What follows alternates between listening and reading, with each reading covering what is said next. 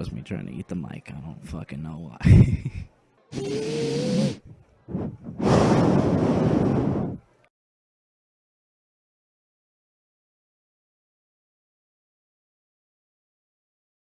What's going on, everybody? It's Rooks2. I'm back with Lucid9. Now, if I remember, we were at the part where he's at the career fair. That's all I remember. I think he was having dreams or something. Just whatever. And, I think for some of the dialogue, I'm going to do this. Self-voicing enabled. That was very delayed. Yama. Yeah, I don't think I can come up with original material. I think, if anything, just Yama's dialogue will be like that, so... I'm just kidding, it's not. It's just gonna be like whenever I feel like it, so... Self-voicing disabled. Just turn that off right now. So he said it best, can't come up with original material, let's go. That's why you just rip off real life. You do that again. That's why you just rip off real life, you know. Thanks, but no thanks. He shrugs apathetically as I walk away. A nearby small group of students catches my eye. They're gathered in front of a man in a long, sweeping lab coat. Yeah, okay. Although his voice is placid, there lies an undercurrent of power in every word he says. Life is a fragile thing. There is an unspeakable number of ways for the human body to fail, and even more for it to be broken. Let's actually hear the voice say that. There is an unspeakable number of ways for the human body to fail, and even more for it to be broken. I think I found the character we're using it for. It's this guy. So yeah, Self-voicing disabled. Let's turn that off now. Death was accepted as an inevitable part of life, a natural stage in the cycle of this world.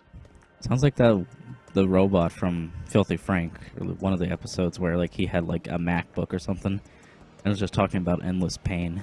I found a good example of what I was talking about with the Filthy Frank MacBook computer. Give this a listen. With the average human lifespan being roughly 70, you only have to endure another 50 years of excruciatingly unforgivable pain. Everything is temporary. Your life does not matter, and these comments do not matter. Everything is temporary. Everything will eventually rot away, as long as the factor of time continues to be the apex predator of the universe. It was pretty funny. But it doesn't have to be that way. I will cut it off when he's done, but that's gonna be terrible because it has a weird delay. The man in the lab coat straight. I'm gonna go get some water. Hold on. I'm back and I got some water. Let me see. The man in the lab coat straightens as the students break into hurried whispers. Through research, we can create medicine that fights diseases and treats disorders, extending our lives exponentially, and maybe indefinitely. Love how he said exponentially. So good. Ah, so he's a medical researcher. He fixes his gaze on each individual in the crowd, not in a hostile manner, but certainly in an unnerving one. It's gonna get annoying real fast. Researcher, a day may come when we can defy death. His eyes land on disabled. me.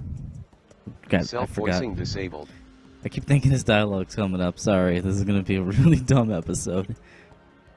I'm not gonna do like that whole throughout the whole episode thing, just for this guy only, because I think it'd be funny.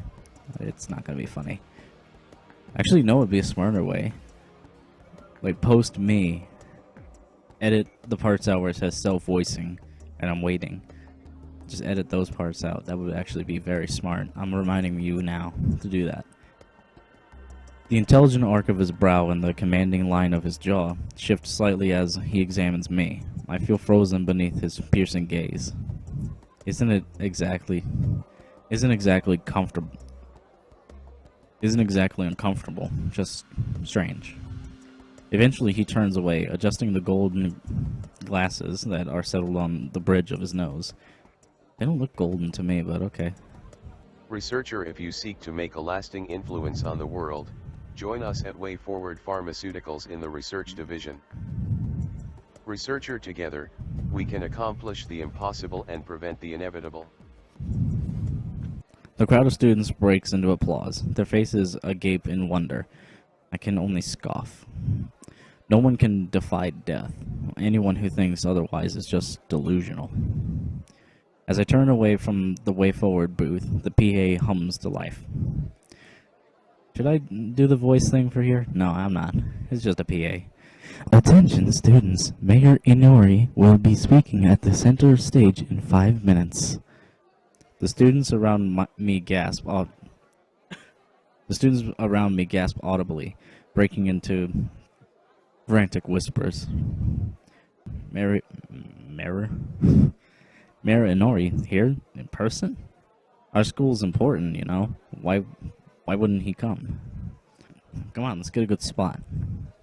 I follow the massive throng, I don't know why I want to say thong there, of students gathering around the courtyard's center stage.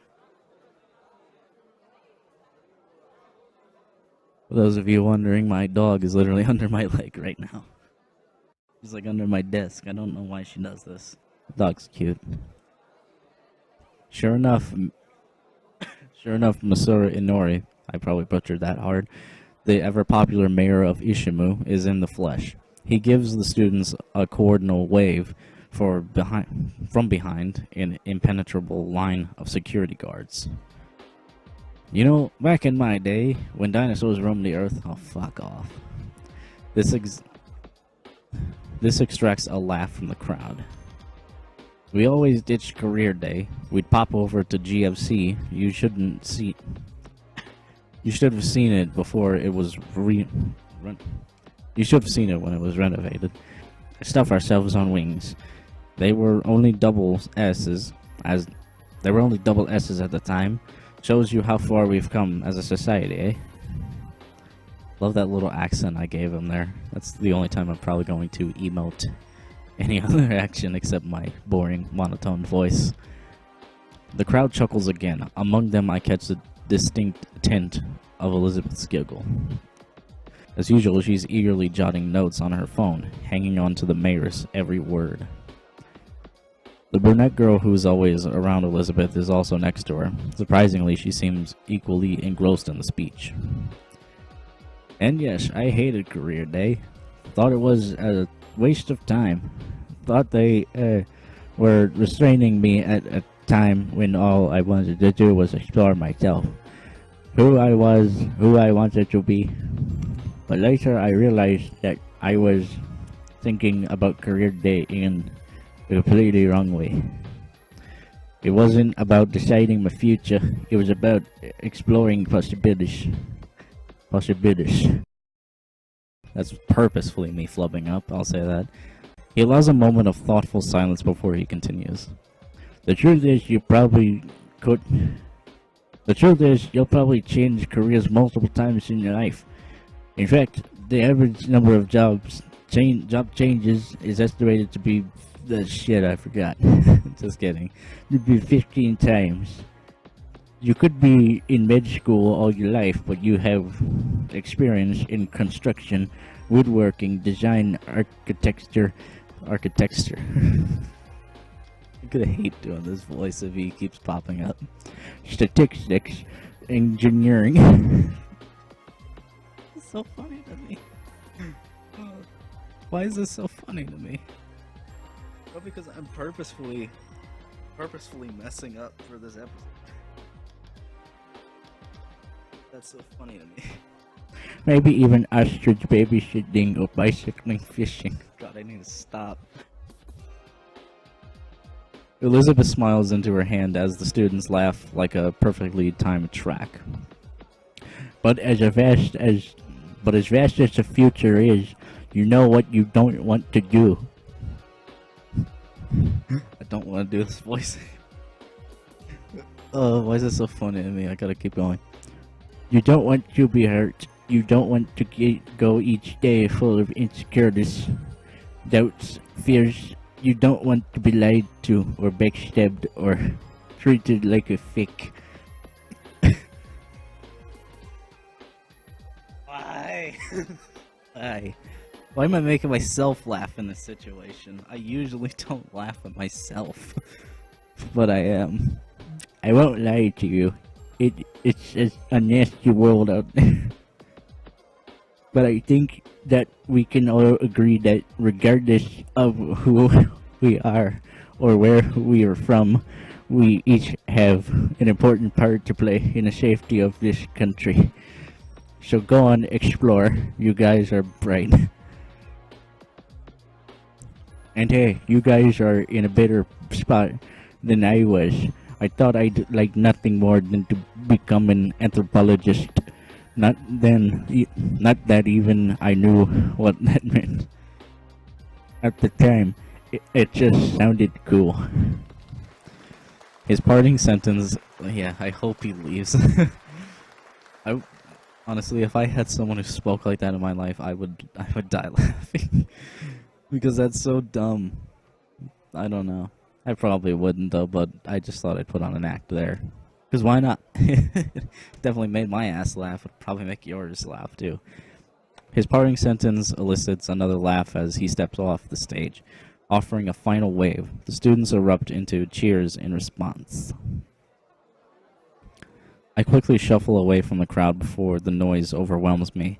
I don't want to be like this guy. Heck, I don't want to like any politician. Heck, I don't want to like any politician. But he seems to be less evil than the others I've seen. Furthermore, he made a good speech. He came across intelligent but genuine, two major opposites of politics. And he also had a weird voice for some reason. It sounded like this. I don't know why he did. I gotta stop. Maybe I'll vote in. Maybe I'll vote in his re-election. Maybe. Hey, little strange. Oh. Hey, Mickey. I abruptly stop in my tracks, finally taking in what she's wearing. Well, you're dressed up. Which is putting it lightly. She's draped in a silicon kimono that ripples around her figure like water. Hair is inset with a minimalistic ribbon and a crystal pin. She could own the red carpet, or a throne even, with that outfit.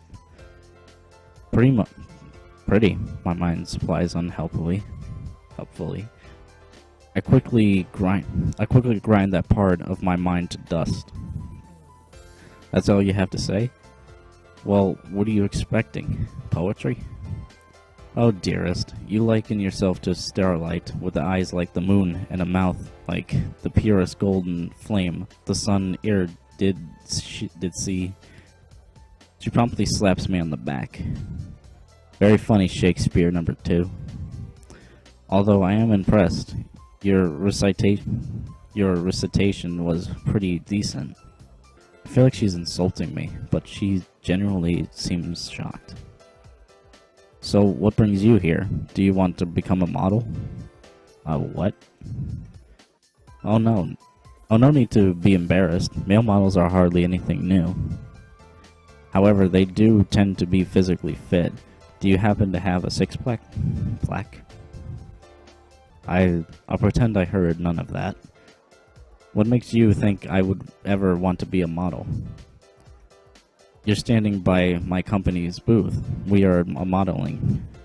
You're standing by my company's booth. We are a modeling company. Surprised, I cast a quick glance behind her. Sure enough, a large banner reads Lotus Modeling above a tent with striking photos spreads. Hence the kimono, I assume. You assume correctly. So where's Ryu? I haven't seen her all day. That awkward moment when... really? That's funny. She attends the school, right? What? Of course she does. So you've seen her today? Well, yeah. You didn't tell her about me. Hello, social drama. I missed you.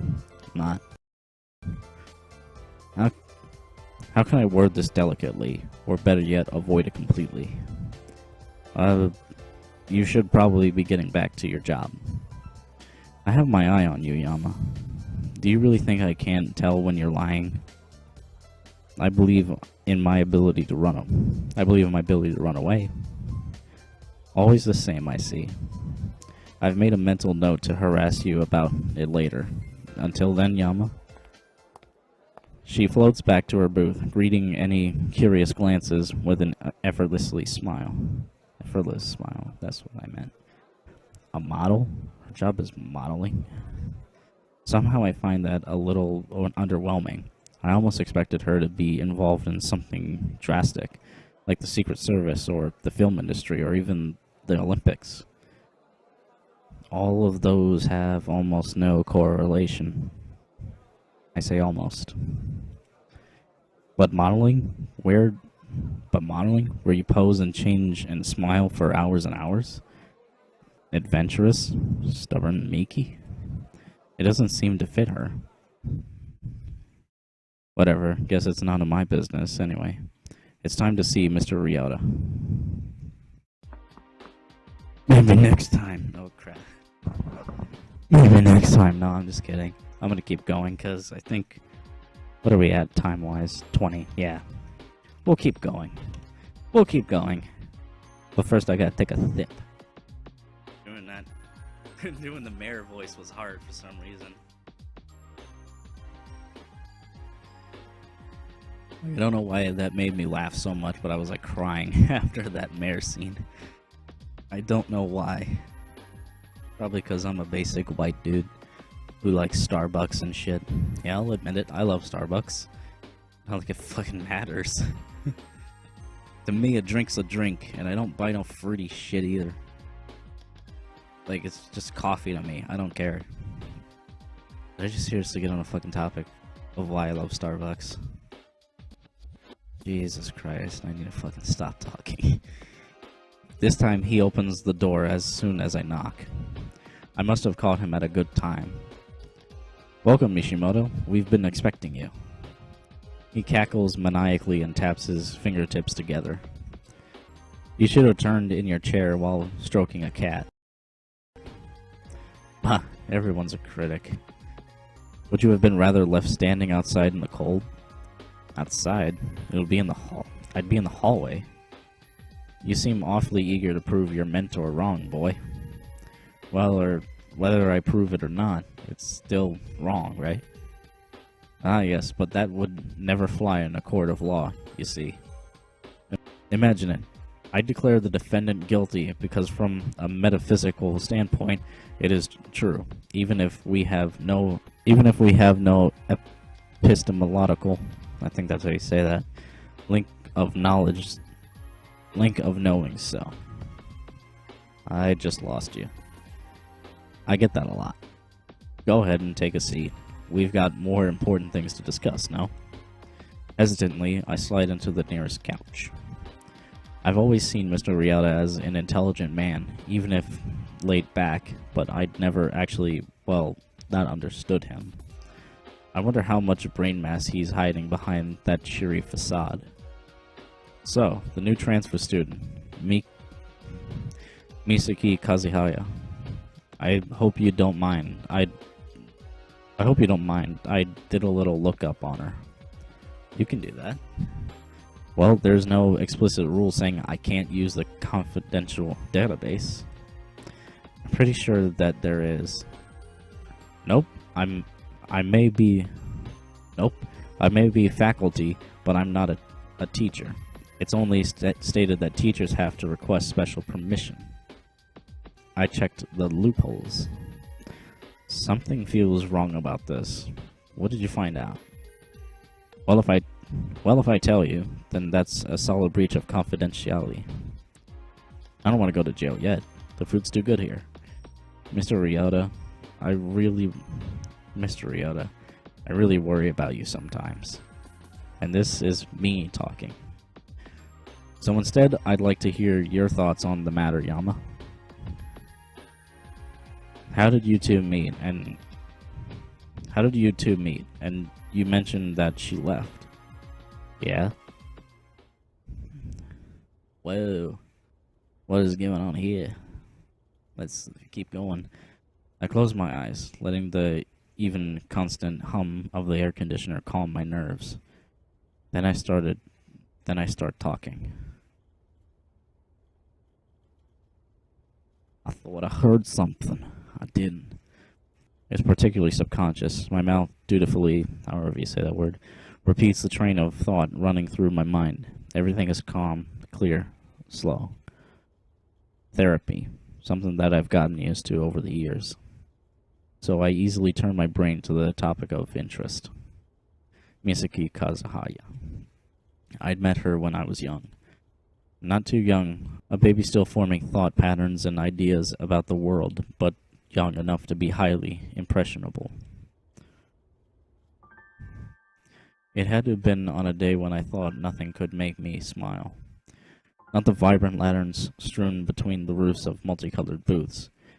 Not the festive rhythm of the taiko drummers urging on the parade of light-bearing dancers.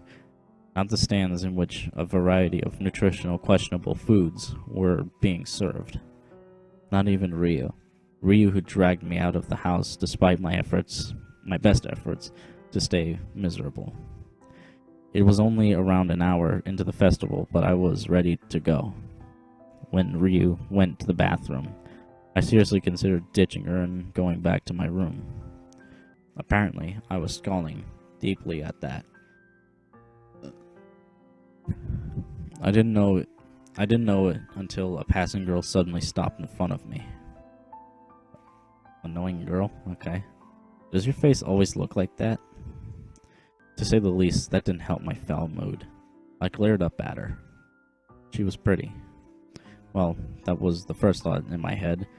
That instinctive spark of appreciation whenever a guy sees a pretty girl, no matter how much he wants to feel otherwise. Her hair was braided back into an elegant half-updo, light ebony curls framing her porcelain face, big eyes, long lashes, pointed chin, the kind of traditional beauty you might see in a kimono commercial. I think I know where this is going. Of course, the first spark of interest was immediately overridden by indigenous, that only an 8-year-old boy could feel. What are you looking at? Don't look so grumpy. You should be celebrating. She didn't know anything, of course, not until a few months later. Festivals are stupid. They're not. Why? There isn't even any reason to celebrate. The girl's face twisted into something resembling anger. It looked strange on her face, like a guinea pig attempting to seem menacing. You don't even know what the festival is about, do you? Well, of course I did, but I wasn't about to admit that. Of course I do.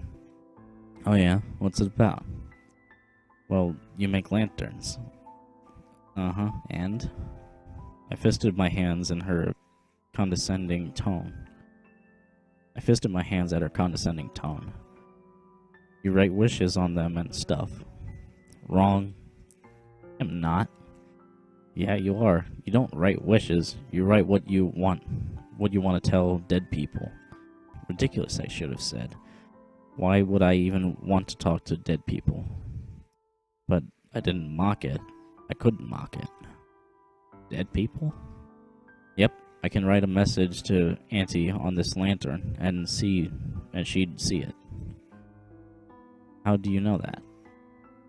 Haven't you heard the story? No, I hadn't. But my 8-year-old pride prevented me from saying that, of course. Thankfully, the girl took my silence as a confusion. Well, once upon a time, there was a princess. Was she pretty? Yeah. Good at singing? Yeah. Boring. It's not boring. The indignant anger on her face made me snicker. The first time I'd smile all day. Yeah, well, what happens? Does she get in trouble and a charming prince has to save her? Just listen. Look, she's actually a big meanie. Okay. A mean princess. That wasn't a fairy tale staple. Oh. Yep, but her bodyguard was in love with her and turned her good again. I felt disappointed. The story had a promising start. Bleh, what did he do? Cast a spell? give a true love's kiss. He died. Excuse me, what? What? Okay, that took dark turn real fast, actually. Jesus. Oh, don't look so happy. That time I broke into a tiny laugh. That's kind of messed up. What is happening right now, dude? But it made her good again, right? Well, yeah, she didn't trust anyone before. Thought they were all fake and stuff. It seemed that she was glaring at me at that point of the story, but before I could open my mouth, she was already continuing. Anyway, the bodyguard sacrificed himself to save her life, so the heavens were super duper impressed and put him in the stars. Aren't stars really, really hot? That sounds like a bad thing. Childish indignation flickered across her face. They made him into a constellation, you poop. Bleh. Bleh times infinity. Bleh times infinity plus. Anyway, the princess realized how beautiful love really is. Because he died, she saw how much he loved her, so she decided to be a better person and trust people again. This had nothing to do with writing messages to the dead on lanterns.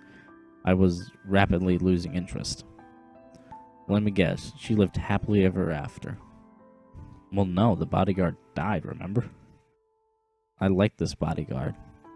She glared at me, but somehow it felt less severe than before. She wrote her promise on a lantern and sent it up to the sky so he could see, because he was a constellation, remember? Now I realize that I could have said a lot of things. That's stupid, he's dead. That's stupid, he's dead. What could he do about it? But that wasn't on my mind at the time. Everyone turns into a bunch of stars when they die? I think. You think or you know? If they did something super duper... If they did something to super duper impress the heavens, I guess. I smiled at that. My eyes scoured the street and landed on a simple booth. A handful of other kids were gathered around a short, portable table, scrawling on lanterns with calligraphy pens clamped in fisted hands. Let's go. But I already made a lantern. Right to another dead person, then. With this overwhelming display of tact and political correctness, I raced towards the table, snatched the lantern from a smiling adult, and plopped down with my pen at the ready. Who are you writing to? None of your beeswax. I began to scrawl characters on my lantern. The girl hovered over my shoulder, squinting justicely at my jagged brush strokes. Why is your handwriting so messy? It's not messy. I can't even read it. I whipped around, narrowing my eyes accusingly at her own lantern. Well, yours. I searched for a fault, but not only was her lantern graced with perfect calligraphy, it also proudly bore a few elegant cherry blossoms. Well, yours looks girly. She raised a single eyebrow. It was a remarkably sophisticated expression for a 9-year-old to make. I am a girl, and there was nothing much to say to that. Yama, where have you been? It was as if Ryu had materialized out of thin air. I hadn't even noticed the rapid pitter-patter of her footsteps. Sorry, Ryu. Jeez, could have told me. You were in the bathroom. Clearly displeased, Ryu turned her back on me, but smiled at the other girl. Thanks for taking care of him. Surprisingly, the girl smiled back, easy as you please. Weren't they getting along just fine? Why did they have to give me such a hard time? Maybe it was a girl thing. I'm Ryu. I'm Misaki. You gonna make a lantern? Yep. How do you make those flowers? They're real pretty. I can show you. And just like that, the two of them were friends. It took a little longer to warm me up, but whatever the two of them set their minds to, they accomplished. They had always been that way, so fiery, so capable, so lovely. Two playful angels who, for some reason unfathomable to mankind, saw fit to hang around a bucket of depressing sludge like me. Why do you think that about yourself? Mr. Riotta's voice seems to come from far in the distance. Faint but recognizable, I respond distractedly. You know me. I'm not useful, or popular, or particularly intelligent. Silence follows the statement, so I only continue. Well, we'll continue that in the next episode. This is going to be like practically 40 minutes long, or 30, whichever. Wow. Okay, so we're getting into his past now, and it's kind of interesting me. I do like that. It's cliched in a lot of movies and all that, like going back to the past and all that, but I really do want to know his past, because why did he get into his depressing state? Why is he depressed? Like, I want to know this. And it was kind of cute, honestly. Just his childhood, get to talk about it and whatnot. Beautiful picture here, too. Not gonna lie, I like this whole picture here. It's nice. I do like the moon and whatnot. Whatever. But, if anything, if you guys enjoyed that, give it a like, give it a subscribe, all that stuff.